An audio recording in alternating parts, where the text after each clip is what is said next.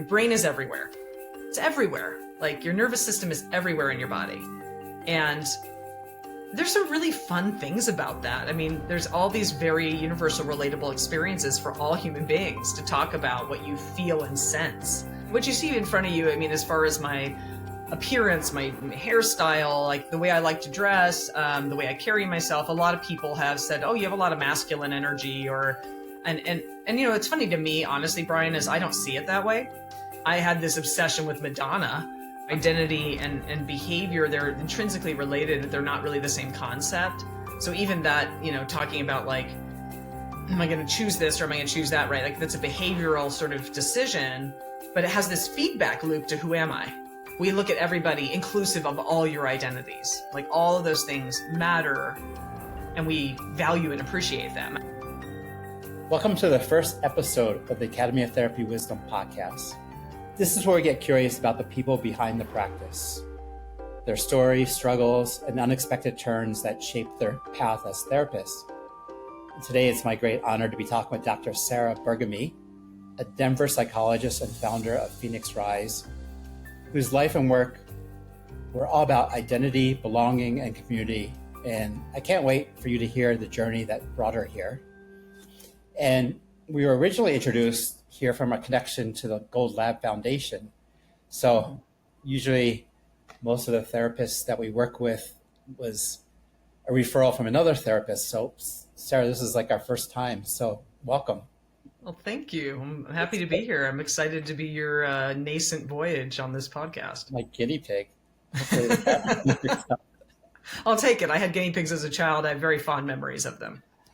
Were there aspects of your childhood or family, you know, maybe a role model by your grandmother or your mother, that inspired your interest in understanding identity, diversity, or the human mind? You know, I don't know if I ever thought of it that directly, Brian. Like yeah. I think I always had a sense I was what back in the day people called a tomboy. I mean, shocks nobody to look at me right now, but I always felt a little different. And I just assumed it was because I liked to wear sweatpants and my brother's hand-me-down t-shirts, and I wanted to be out, you know, being active, and I just wasn't into like hyper feminine traditional interests, even though I also liked, you know, this is so stereotyped, right? I like to, you know, like be in the kitchen with my mom, or I like to, you know, when I didn't feel well, I just quietly played with my stuffed animals and dolls and things. But I always just kind of felt a little, I don't know, just not part of the mainstream. And so I didn't really think about it that intensely, that it was identity related. But I think I kept an eye out for anybody that sort of marched to their own drum a little bit. Not because I thought that I was like them. I think I admired it, that they looked comfortable sort of being their own person. And honestly, I don't even have one person I can think of that I centered on. It was just sort of like any time I encountered, well, the funny thing is that what just came to mind was I had this obsession with Madonna. And I, so much so that in 7th grade, same little grade school, they asked us to write a paper about a hero. And I was like, I don't really resonate with that word hero, but a person I admire. And I wrote this entire paper, like academic paper about Madonna, to my extremely just Southern Georgia born English teacher who I won over to liking Madonna by just talking about how she was doing her own thing, and she was telling people to like express themselves and respect themselves and make it happen. And I think that was a big part to me. I mean, I guess in a way that was a manifestation of just like, I was looking for these beacons, these people that were sort of doing their own thing, however out there it was, and doing it like kind of unapologetically, because I was very concerned with how people perceived me and whether I was, quote, succeeding or doing what made people proud. So I do think that was somebody I sort of looked to in a strange way. Did you sing also? Oh, I did. Yeah. And I learned all her songs, all of them. Yeah. I think at a slumber party one year, there was I had a friend that did like a Miss America pageant as her slumber party. and I performed a Madonna song. I won the beauty pageant. Again, that's super strange, but Can we get a song at the end of this podcast? oh, I don't know about that one. I'm not vocally warmed up, Brian. We'll have to see about that. But we got a half an hour. Uh-oh. Put you on the spot. And was there some spark that led you to psychology? No.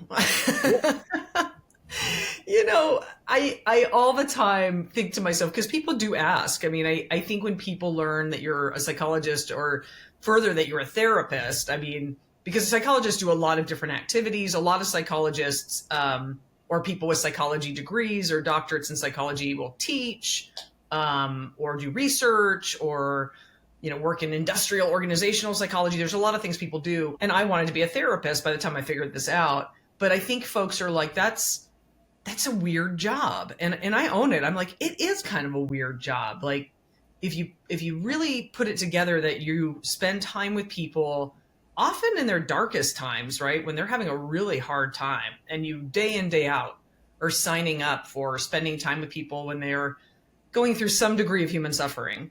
Yeah. A lot of people look at you kind of like, and that's what you want to do, like with your 9 to 5. That's what you want to be doing.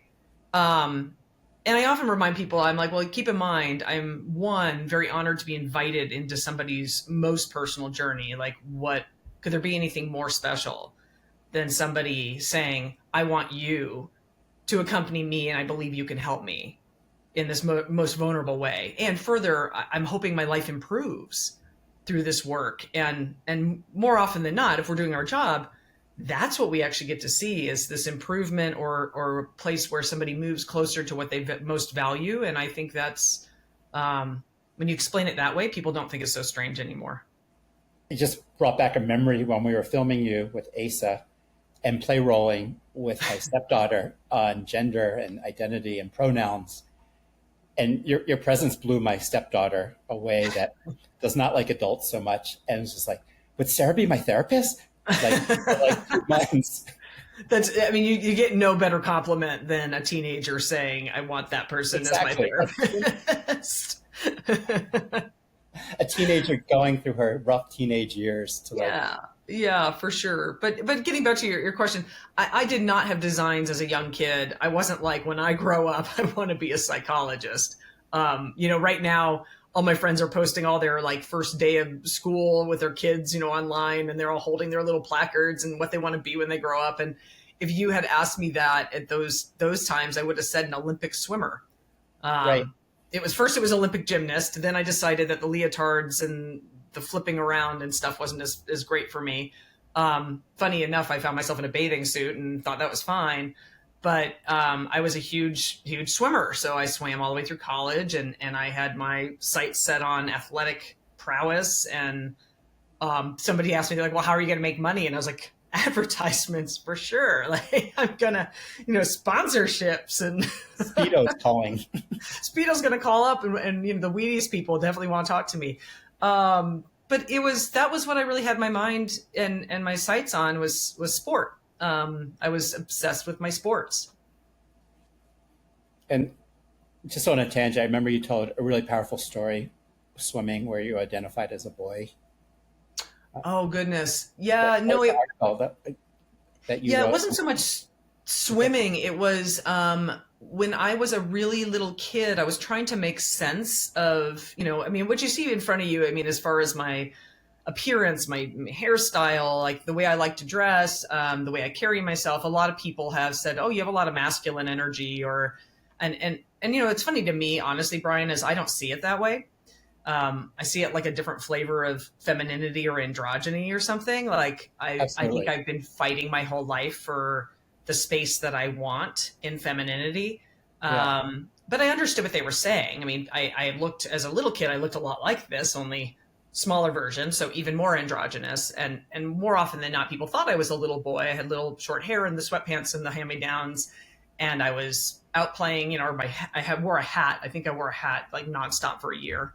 I think I slept without it, but otherwise I had a hat on. But I was trying to make sense of all the things I wanted to do. Everybody told me were boys' things. And all my friends except for a couple were boys.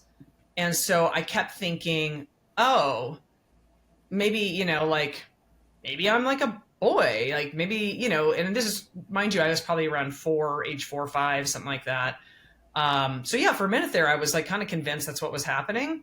And I think I told my brother, I'm like, oh, I'm a boy. I'm like, to get really personal, I was like, I'm pretty sure I'm going to grow a penis and like, that's going to happen. And, I had it all conflated, sex and gender all put together. And then as time went on, that didn't resonate for me. What became really apparent was I just had a hard time fitting into people's expectations for girls.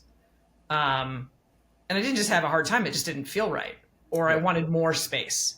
So that certainly that experience, I tell people all the time with great transparency that I come by the work I do now especially in gender identity, very honestly, that I had this personal experience that for me, arrived at a place of just being able to take full ownership of everything that I feel I am, which is, there's a lot of gender in me, but I'm very comfortable as a woman. It's just that not everybody experiences me as a woman. And that's late. I hear you just had a baby. I did. Yeah. And people are often like, they're like, oh, did your partner carry the baby? And I'm like, nope. No, I was pregnant. And then I think there's this look of just like, how did that work? And I'm like, maternity wear is really challenging for a gal like me. I will say that for somebody genderqueer, female, finding things to wear that are built for pregnancy was tricky. Okay. I managed. We'll have to start a brand.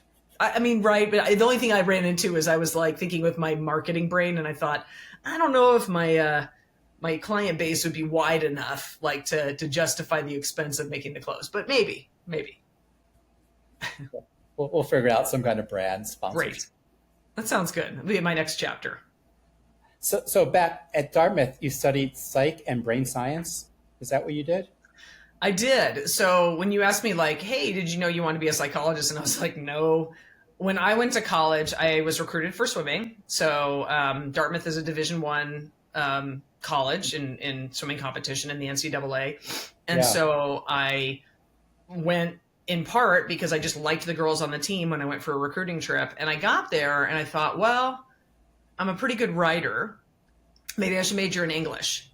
And then I realized just how many books I was actually going to have to read. And I thought, that's never really been my forte. Like, I can read just fine, but I don't usually sit down and just read and read and read. So I thought that may not be a good fit. And I was like, biology, maybe I'm pre-med. I really like to know how things work. Maybe I'll be a medical doctor.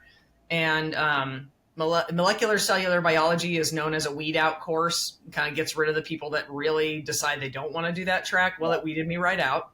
Not that I didn't find it interesting, but it was a huge lecture and just wasn't my bag. And then I was really enjoying women's studies courses. And I thought, well, maybe I'll major in women's studies. And then I thought, I don't know what I'm going to do with my degree except for teach women's studies. And I'm not sure I want to do that. So, I was taking an introduction to neuroscience class because it was a biology course and it was cross-listed as psychology, and I loved it.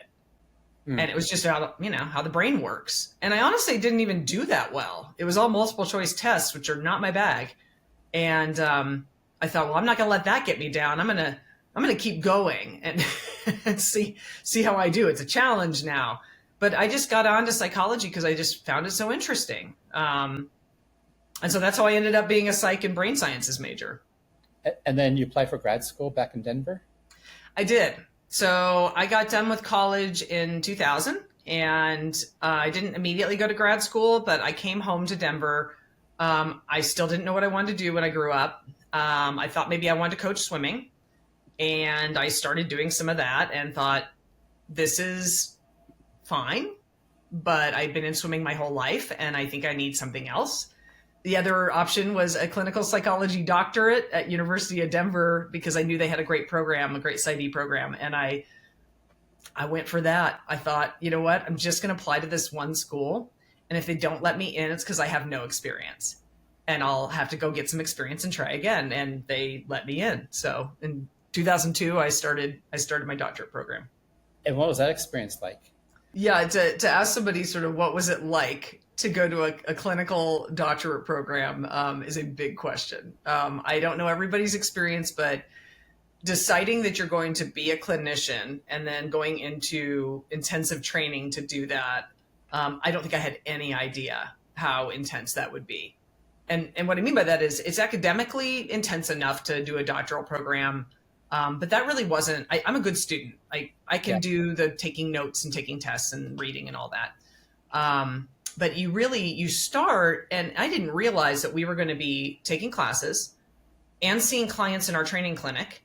And then we were going to have supervision for those clients and a seminar with other students in training every Wednesday for 2 hours. And that you're going to have to video all of your sessions with consent, obviously, of our clients. And then you need a field placement outside of the school where you're doing practical work somewhere else, and you'll need a supervisor there. And then you're going to be writing reports and doing it. And I mean, Brian, like I'm used to juggling a schedule. Yeah. That was a lot. And not only that, but you're also doing deep introspective work while you're in school. So deep work on yourself. Well, yeah, they don't. So I actually agree with the fact they do not mandate that you are in therapy, which I agree with, because one of the tenets of being in therapy is autonomy, that we choose, we choose this methodology. And so I certainly did my own therapy for my own reasons, like partway in grad school, part-time, other times in my life before I ever went to grad school.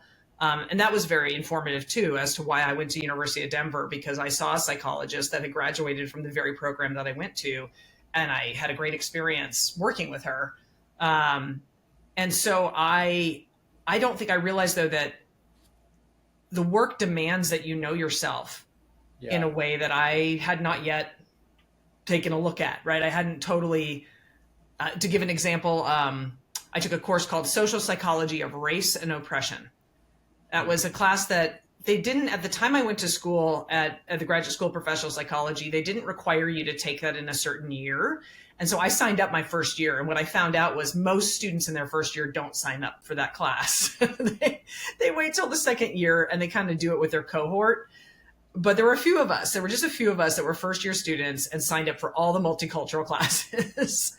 But that class had a lab attached to it where we did work of looking at our own, our own identity, at looking at our own internalized oppressions and our own dominant identities and how maybe we participated in systems of oppression. I mean, we're not talking light stuff.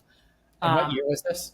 I mean, this was a while ago. It was in 2002. That was right off the bat in the fall. And then from there, for the rest of the year, I took the rest of the classes that they had as part of their multicultural sequence. And that was unique to the University of Denver, what we call the GSPP, the Graduate School of Professional Psychology. A lot of programs didn't have any formal training in multicultural competence. So that was also something I really appreciated about the program I attended.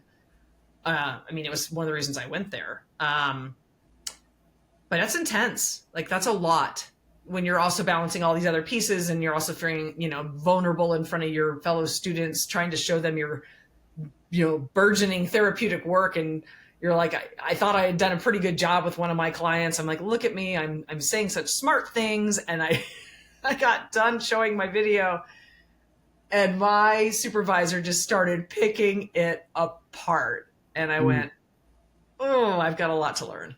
How humbling. Very, extremely humbling. Good for me. And how did that shape you later on as a therapist?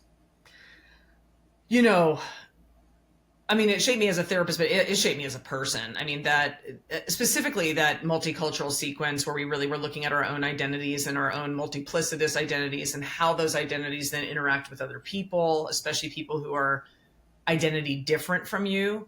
I mean, that's had huge effects on my entire life and the way that I even just approach being a human in this world. I very transparently will be annoyed to no end when people say, oh, we look at, you often see this when they're doing like a non-discrimination statement. Somebody will say, we look at students regardless of, and then they list a bunch of identities. And I'm like, how can you discount people's identities? Like, it's inclusive of, right? Like, if you really are saying that you are engaging in non-discrimination or you're engaging in a way that that brings about belonging and inclusion, then what you're really saying is we look at everybody inclusive of all your identities. Like all of those things matter and we value and appreciate them. I mean, I think it just shaped me, on that human level of just how I participate in the world and questioning, like where different motivations for my behavior come from. Even if I'm being, cranky on a given day, I'm like, why am I being cranky with that person? I mean, this could be like if I'm in traffic or something. I'm like, what's going on with you, Sarah? Like, what's your deal? It makes you annoyingly insightful. I just went to a retreat with my teacher, and one of the other teachers said, "Okay, no more complaining." I was like, "That's a really big task." Yeah. Right. Yeah. And Yeah. I'm East Coast complainer. Like that's how I grew up. It's like my identity. Absolutely. I mean, I think a lot of us, that's our go-to. It's like there's plenty of fodder there to complain about. Yeah, and what a waste of energy. Like it's tremendous waste. It's so much easier to actually be pleasant and seeing what's there. Mm-hmm. Yeah. So I guess to be specific, how did it shape me as a therapist? I found myself very much interested in identity related work. I mean, which I feel funny saying because I think every bit of work we do is identity related. I say that and then I'm like, by nature, whoever you're sitting across from in your office or your therapeutic space, it's about all the identities that are in the room and all the experiences that are in the room. But I just so happen to like maybe put a little extra emphasis on those pieces. You graduated. How did you start your private practice? Yeah, so I made it out. Yeah. I survived. How many years was that? I did it in 4. So, sometimes like PsyDs and PhDs have slightly different trajectories. Generally, a lot of people that do like a PhD in psychology, it's probably more typical to take 5 or 6 years.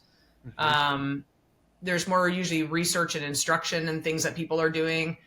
PsyDs are doctors of psychology and psychology. They are literally clinically focused from the beginning to the end. So we don't do, I did some research for what we call our dissertations doctoral papers. Everybody's got their own lingo.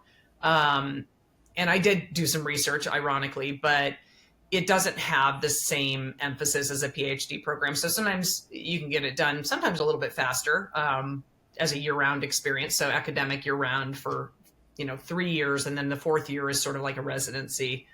And yeah, I think I knew from the get-go that I was looking to do a practice. I come from an entrepreneurial family. I mean, everything from running small airports to coin-operated laundries to lawn and garden supply distribution. I mean, making bird feeders. I just come from a family that always had small business. And I think that was just in my blood. So I really didn't think about doing a career in like a big administration of any kind or a big hospital. And I did actually spend some time working at the Children's Hospital some years ago, part-time. But I knew that when I got out of school, the first thing I wanted to do was start my own practice. I promised myself, I think, 2 months off. So I took 2 months. And then I started, which I put it in quotes because you don't just have clients lined up at your door the first day that you finally say, I'm open for business. So it's also a lot of figuring out, how do I let people know I'm here? How do I let people know that I might be helpful? Who am I looking for and who's looking for me? And that can take some time. That can take some time to figure out, to build. And people are like, well, how did you do that? And I say it's the same thing as anything else. It's relationships. It's sort of like, us getting acquainted through Gold Lab Foundation, the Gold Lab Symposium. It's relationships. The only reason I was there was because I had met somebody that was affiliated with the symposium. The series of things that have to happen for us to end up where we are is always fascinating, but it usually has something to do with relationships. So you create enough relationships that people start referring people to you? That's what's happened. Once in a while, someone will say, I found you on Google. And I'm like, great. That means my search engine optimization totally works. Look at me. I can say something about SEO. I'm not really a tech person. For the most part, yeah, it's word of mouth. It'll either be people that I've worked with clinically who have referred somebody they know. A lot of times it's actually other providers. And in the line of work that I do, especially around gender identity development, especially children, adolescents, and adults, a lot of folks in the therapy community don't feel like they have that competency area. And so I get a lot of referrals from other providers. And it's sort of been my mission. And that's part of the work that I've done with you all, is to get more providers feeling comfortable and competent to do that work, because human identity is not a specialty. And so it's really my determined to have people actually not immediately think of me to refer to, because they're like, I got this. But that is how it generally happens. So Sarah, that was your niche right from the beginning? It found me. My truth is I went to grad school to be a generalist. And people were like, what do you mean? I was like, I just wanted to be a therapist. I actually thought I wanted to work with mostly teenagers and just on all kinds of stuff. And then I got into school and I thought, oh, maybe child adolescent development. Maybe I want to do a lot of play therapy. I like, little kids are so funny and they're interesting. And then I realized just how much of that work actually was about the parents. I was like, oh, all these children come with adults. And I was like, okay, well, so this is a little different than I thought. But I did that as my specialty focus, was child and adolescent development. And then just by doing a degree in clinical psychology, you basically are trained as a generalist. So that just means you could basically meet from somebody who's about adult age through probably like later adulthood. There is a sort of a specialty focus in what we call geropsychology that I did not do. But it gives me a really broad education to see people for a lot of reasons and for a lot of presenting complaints in living and problems in living. So I thought I was just going to see whoever. I like variety. And the specialty kind of found me because people in the community that were working with folks with gender diverse identities were like, we need a child specialist. And I was like, oh, well, surely there's somebody out here doing the work. And I meant, specifically in Colorado. And it's not that there was nobody doing the work, because I know there were people doing the work, but kind of quietly and kind of in silos. And I sort of looked around and went, okay, this is a big gap in care. And I feel like I'm uniquely positioned to have an understanding, and as I shared with you earlier, like I have a personal connection to just gender and living in a gendered world and feeling like I don't fit in.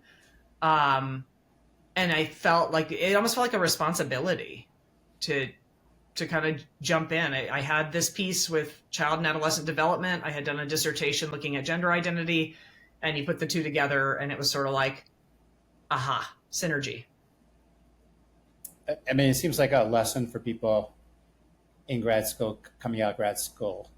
Like, what are you most passionate about? What's your path? Whether it's ecology, couples depression, Right. Like it seems like that has some value. Maybe that's not for everyone, but I mean, I think so. I certainly, whenever I talk to folks who are in training and trying to figure out what's going to be next, where are they going? I mean, the lens is so different, because when you're in training, you're also thinking, I got to make a living. Like I might have some student loans that are going to need to get addressed pretty soon here. Like, what am I going to do? I need to get licensed. That takes some time.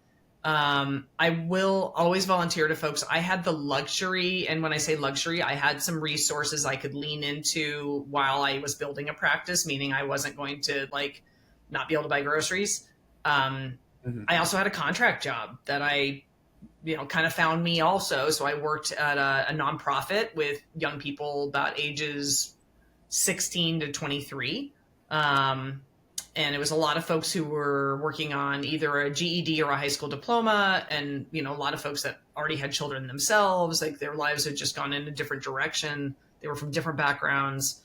But I had a contract job doing that work, which was really cool. That was just a small part of what I was up to. So all of that was kind of happening without me having a really firm sense of exactly where am I going to end up. yeah. I just don't think I had that lens of feeling really specific about what was going to happen. I just knew I needed to be a therapist. And what was your inspiration for creating Phoenix Rising? Yeah, so Phoenix Rise, so it's actually the last part is just Rise, just RISE, and it's actually an acronym. I originally incorporated myself as Sarah E. Burgamy PsyD LLC because I thought I don't know who I am yet. Like I don't know, I don't have a logo. I'm gonna get on Vistaprint, make some business cards. So I started working with a little marketing outfit because of a connection. A friend of mine from grade school was like, "Hey, I know this guy and he's got this marketing business. Are you interested?" I'm like, "Sure, why not? Let's talk."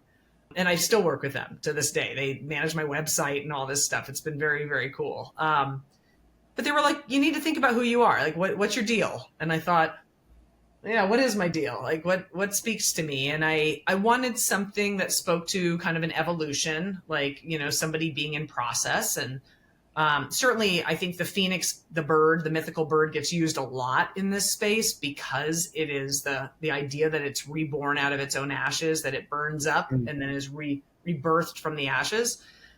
What I liked about that was it doesn't say we do away with our past. It just says we sort of bring it with us and we can do something different. So I started kind of there and I was like, great, Phoenix, which, by the way, when you use the term Phoenix, people think you're located in Arizona and you just have to get used to it. And you just have to get used to explaining to people that you're in Denver. RISE was obviously, it's the idea of rising up, but it was meant to be an acronym, and it was revolution, innovation, solution, evolution. Because these were the words that kept ringing in my head that we sort of in living, we sometimes have to have like a personal revolution, like something that upends the status quo, that maybe really changes what we thought was the case or what was the way the world was supposed to work or the way we were going to work in the world. Innovation to spend some time thinking, I got to do this differently. Like, how do I think outside the box? And then coming up with some sort of workable solution and then evolving. So that was always the idea. Well, it definitely has a ring of transformation and renewal. Yeah, I mean, at this point, I sort of was like, do you try to trademark this stuff or you just keep, I'm 20 years in practice. At this point, I'm like, there's a lot of I've discovered other practices that actually are things like Phoenix Rising or Rising Phoenix. And I'm like, well, Phoenix there's only Rock, so many words out there. but not in Phoenix. Not in Phoenix, here in Denver. Yep. And was there any hurdles launching your own clinic? Ooh, I think I named probably the biggest ones, which are like how in a type of work that is so by nature confidential and private, how do people find you? Like, how do you get seen? Yeah. I mean, if you really think about it, the work we do, nobody really watches that, right? If you have an idea of what therapy looks like, you've either been to therapy or you've watched something on television and you decided that seems like what it is. I mean, I think most often, like the Sunday comics almost always have some spoof on therapy where somebody's, sitting on the Freudian couch and the person's sitting behind them with the pen, which is, by the way, only one type of therapy. That's a psychoanalytic type of therapy, which is very powerful, but very different from what a lot of people practice. And so I think there's this black box around kind of what we actually do because confidentiality is such a major, major bedrock of why we do what we do and how we do it. Like people have the invitation to be vulnerable because they trust that information is not leaving the room, right? It's not going somewhere in their personal life and showing up with everybody unless they disclose it themselves. So I think the challenge is, how do you talk about what you do in a way that accurately describes what you can offer and actually lets people know you're there? And that's hard. And the funny thing is, even though social psychology is the basis for marketing, most therapists are like really atrocious at marketing themselves, like really bad. Yeah. Even though marketing is our science. Marketing's all psychology. It is, all of it. That's what always cracks me up because I'm like, why are we so bad at this? And you've got a good entrepreneurial business background. That was obvious since the first time we met you.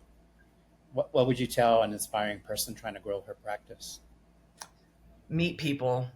Meet people. Like and be authentic. Like, don't try to be, don't go somewhere and try to emulate another therapist. I think sometimes, folks see somebody that they view as successful and they go, I need to be like that. And it's like, no, I don't think you need to be like that. You need to be you. Yeah. Maybe what you need to do is take some notes on what is that person doing with their authentic self that is working. And I personally think that talking about what you do with anybody, I mean, not about your client sessions. Let me be very clear. Like, be very, very clear. Like, I'm a very big proponent of ethics. But I think when you're on, for instance, when I'm on an airplane and somebody inevitably asks me what I do for a living, I don't lie. And I will tell you, a lot of therapists lie. And I understand why. I have empathy for this, because when you say, I am a therapist or I am a psychologist. About my marriage, I'm having this problem with my wife. You are on the job all of a sudden. Or the other one is, oh, I got to go. Not on the airplane, because then they're stuck. But like at a cocktail party, they're like, they leave the table. They're like, bye. But I do think, especially when people have kind of a generic idea of who therapists are or what we do, it's important for all of us to just acknowledge that we are part of this nebulous thing called therapist. I think there's a real strength when somebody asks me what I do for a living and I say, I'm a psychologist, I'm a clinical psychologist. And they go, oh, do you specialize in anything? And I'm like, yes, I have some things I specialize in. And I just it's like a little brief kind of response to let people know what I do. But I take that as the opportunity for somebody to learn, like, oh, that person next to me on the plane is a therapist. I wonder, if they were ever thinking they needed a space like therapy or somebody for their loved one, and they were thinking, oh, I would never go to therapy. Maybe I made that feel a little more possible just by being very human. And so I think that to me is why I tell people that are kind of going, well, how do I get out there and, people learn about my practice? I'm like, well, exactly. Get out there. I used to be the person that took business cards to random events where I knew I was just going to be meeting people and eating hors d'oeuvres. And if somebody asked me what I did for a living, I gave them a card. Yeah. And now we're in this era where nobody has cards, and, everybody, I guess you take your QR code with you. I don't know. I just think there's a real strength in owning the identity as a therapist, and putting a human face on it so that people really get a feel for the tapestry of this is a human to human connection kind of thing. And I think you really demonstrate, like, stay in your own authentic self. Like, don't, like, study other people, but don't change who you are. Don't pretend. People have amazingly accurate bullshit meters. Even if they can't name it, even if they can't put their finger on it, they'll say things like, I don't know, I just got a weird feeling. They can sniff it out. Yeah. Especially young people, by the way. I mean, never mind adults, but adolescents, you don't even try. Don't BS an adolescent. They'll get your number. Yeah. You've had some leadership roles, like with the Colorado Psychological Association, because you introduced us to the APA's CE committee. Was it? And then you worked on the codes with the sexual orientation and gender diversity. Yeah. So I got involved in, we just kind of broadly, we'll call it like psychology governance. I mean, about, you really want to talk about nerding out on something. I'm your person for this. I will nerd out on all kinds of psychology. So I did. I started just sort of showing up at Colorado Psychological Association events because I honestly felt like I lost a lot when I left grad school. I had this community of other therapists who were in the same part of career I was in. And they all went different directions. Some left the state, and I was really hungry for a community. And so I decided, I have a state association. I should go check that out. As good mentors do, somebody said, you should come to our, diversity division. You know what? You should chair our diversity division. You know what? You should be on the board of directors. You know what? You should run for president. So I did all those things because I'm a joiner. And if you tell me I should do something, I feel so complimented. I'll just say yes and keep going. But that introduced me also to American Psychological Association roles and governance. So our national association, it's like the largest association of psychologist members in the world, and I have just reaped so much personal and professional benefit from being connected to these associations. They're so rich with amazing people, and the mission of both something like CPA but also APA is actually to benefit the public. It's a 501c3. It exists to benefit human welfare. And so, yeah, I got involved in the Committee on Sexual Orientation and Gender Diversity at the APA, and then was a chair, because you're getting a trend here, right? I joined something, and then I have to like go right to the big leadership position for some reason. I've also been on the advisory committee for the Leadership Institute for Women in Psychology, and then I was the chair of that. Of course. I'm now the past chair.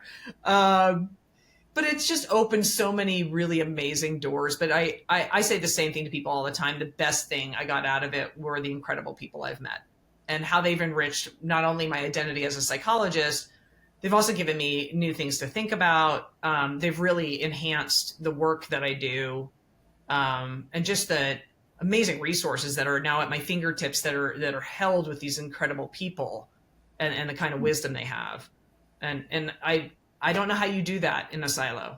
Like, I think you have to make connections to really benefit from that wisdom. And you're being modest, and also the impact that you could have, because you have a perspective that's really valuable. I mean, I hope I have a valuable perspective, right? We all hope we're bringing something really beneficial to our work. I mean, at least I think so. I can't imagine doing this work for any other reason than hoping you're doing good. I very tongue-in-cheek often tell people, I'm like, if you're really in it for the money, like, go to business school. But I tell young people that are like, young people, listen to me. Now I'm like, I'm so like distinguished and older. I tell folks that are in training and who are coming out of training programs, like, you can make a very good living doing an amazing job. I mean, I want to be clear with people, like, in order to make this sustain itself, we have to be able to, be successful in somewhat traditional ways, so I can buy the milk and, pay for the groceries and the electricity bill and all those things. But it wouldn't be enough for me to work a job to do that. I think some people working a job to facilitate other passions is great. And for me, I just knew that I needed a career that felt like a passion, and how cool that you can also pay your mortgage doing work you're passionate about. And I did my research, and you won the APA Citizen Psychologist Award a couple years ago. Oh, that's not exactly. So it's actually an award given at Colorado Psych Association. They applied for funding from the American Psych Association to give this award, the Citizen Psychologist Award, and they named it after me and gave it to me. And now they give it out every year, and it has my name on it. Talk about something that makes you get hot behind the neck if you're somebody that's just not really I don't know. I'm very APA Citizen Psychologist. Yeah, I'm super bad at tooting my own horn. So I was extremely honored and so humbled, and I still am. And yeah. Next best thing than having a building named after you. Yeah, I guess, right? At least the award won't get knocked down someday. And Yeah. I'm curious, what keeps you going? You've had a little bit of a stay going through maternity leave, I imagine. And Yeah. And Brian, that's a great question, because I'm in mid-career now, is what we call this time period. I've been, postdoctoral for, like I said, it's been almost 20 years. So I've been doing things in psychology for over 20 years. And this work's intense, especially being an applied healthcare delivery clinical psychologist. Being a therapist is intense work. And I kind of sat back and thought a little bit during maternity leave, not much sitting back, but when I could with, a little cup of coffee. Turns out that's really busy. You don't actually watch Netflix and hang out. You're busy with your baby all the time. But I was thinking, what do I want to be true? When your baby's 5 or 6, you get to watch Spirit Away or Babe like 1,000 I'm times. excited. I can't wait. I can't wait to watch television or movies again. That'll be great. But I really stopped to think, like, what do I want to be true now? And I will say my identity as a parent, I want to put a lot of energy into that also, which means trying to figure out how much of all the time and resource energy that I've put into being a psychologist am I possibly not going to put where it's been going, and I'm going to take it back for me and for my family. And so I've been thinking a lot about, there's so many different ways to do this work. Being a clinician in the room with your clients is one way, but teaching, speaking, doing workshops, any way to get out good information to those who will listen or those who are interested in what you might have to offer, to me is just a huge area of passion. I think it's different ripple effects, right? Because the work one-on-one is so powerful, and it can have amazing ripples through the person you're meeting with and also beyond. But when I get in a room full of people, all of a sudden there's all these touch points, and you never know where that information goes. Some of those folks go home for, dinner that night, and someone says, "How was your day, dear?" And they're like, "Oh, I attended this talk on gender identity, and it got me thinking about da da da da da." I've been thinking more and more about just ways to get good, accurate information out there, but information that cultivates a culture of belonging for people. I guess that's the best way I can put it. And so I find it hard not to be passionate about that. Some days that looks like formal work where I'm toiling away. Some days that looks like smiling, making eye contact, and saying hello to my neighbor who I pass on the street. We're all part of belonging. So important. Yeah. Especially these days. And we all want it. I mean, belonging doesn't belong to any parties or anything. It's something everybody's always wanted. Yeah. Internally, we talk a lot about safety, dignity, and belonging. And influence, give credit to Stacey Haynes and Richard Strozzi for that one. Nice. And exploring what that shape looks like also. Like there's definitely practice where you could feel belonging, dignity, and safety. Like it can be very somatic. Yeah. Oh, absolutely. I mean, I think going back to that class in the Introduction to Neuroscience back in college that got me good and hooked me into this area, I've spent a lot of time in the last, however many years in practice doing also just a lot of psychoeducation with people about kind of how the brain works, like how this amazing, organ with all this communication throughout our body, right? We've spent all this time trying to talk about, like, as if this is like brain and everything else. And I'm like, your brain is everywhere. It's everywhere. Like your nervous system is everywhere in your body. And there's some really fun things about that. I mean, there's all these very universal, relatable experiences for all human beings to talk about what you feel and sense. And I think sometimes being able to talk to somebody and sort of offer a little insight, like kind of start creating their own user's guide for their, their own psyche, is such a powerful thing. And it makes people kind of walk out like, okay, I have this super cool brain body thing going on. And there's like a whole bunch of information in this, and I just need to be able to listen to it. What you said a while ago, my goal is to put myself out of business. It is. Such a powerful sentiment. Glad you gave up your business mind for that. What does that vision look like for you? And like, how does that shape your practice with Phoenix Rise? Yeah. I guess one thing I'll say to that is I've never had, for as much as I come from this entrepreneurial family, I've never had this idea that I was going to grow some giant like group practice full of people and, just have tons and tons of offices and people everywhere. And you know what? I've got some folks. I was an adjunct professor for about 5 years, I think, after I graduated grad school, because I have to do all the things. And so I have students, like former students of mine, that have these big, amazing group practices. I refer people to their practices because I'm like, they have this amazing big practice and they have availability because they have all these therapists that are well trained. So it's not that I'm not disparaging that model at all, but I think some people thought, oh, Sarah, the measure of success will be giant practice. You'll have all these therapists. And you know, Brian, for me, what does it look like? I think it comes a lot into kind of the way I decided my value system worked in my own life. And in order for this to be sustainable for me, I needed to know that I could go to work and then not be at work.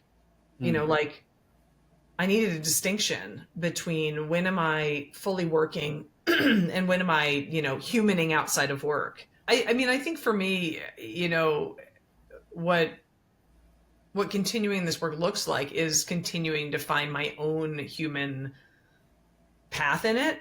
And sometimes that means working less. I've actually gone through, you know, periods of time where, you know, I was working I think way too much and I was starting to burn myself out. So I do think some of this is about finding the sweet spot, and everybody's is different, where you feel like you bring sort of your best skills and your best self to the work and you still have that best self to take home to your people.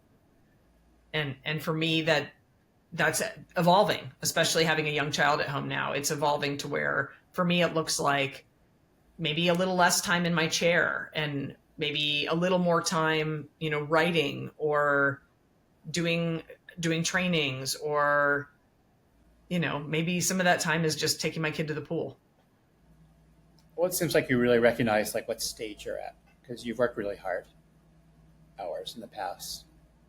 Yeah. And I guess I'm probably you know, this again follows my life story. I'm a non-traditional age parent. So I have no problem telling people that I'm currently 48 years old and I just had a baby last year. So I had a lot of time to do a lot of things before becoming a parent. And that was not intentional. I had planned long ago, you know, just like being an Olympic swimmer, I was gonna, you know, have a baby at like 30 or something. And life just that wasn't what was happening. So I'm grateful that I'm on this journey now. I'm grateful to be in good health. And I also had a lot of time to do a lot of work and have being psychologist be a front and center identity for me for a long time. And I'm now, spending a little time thinking, okay, you've been Sarah the swimmer, you've been Sarah the psychologist. Like maybe there's like just like a Sarah that gets to have all those pieces incorporated, but not one of them is the dominant piece.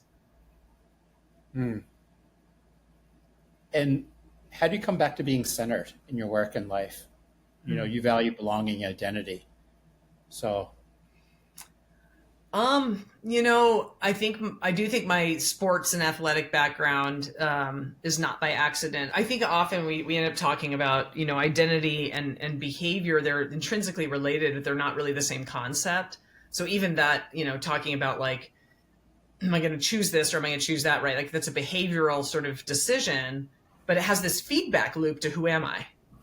Mm-hmm. A lot of my centering is being in my body in a way that is active. So like right now I'm training for an endurance hiking event, which I did one of these like 2 years ago, and I'm doing another one. And so this morning I was in this terrible heat. I was out hiking. And when I'm out hiking, I don't put in earbuds.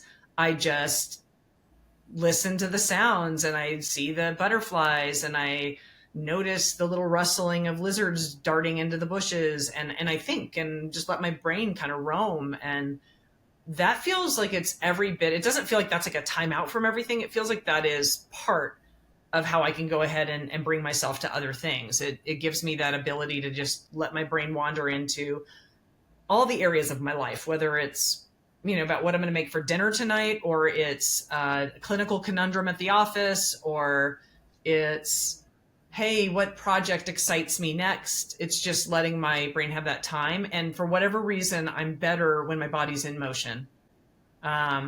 It's been that way since I was a young kid. I would swim laps and go back and forth and just work out all kinds of stuff in my head.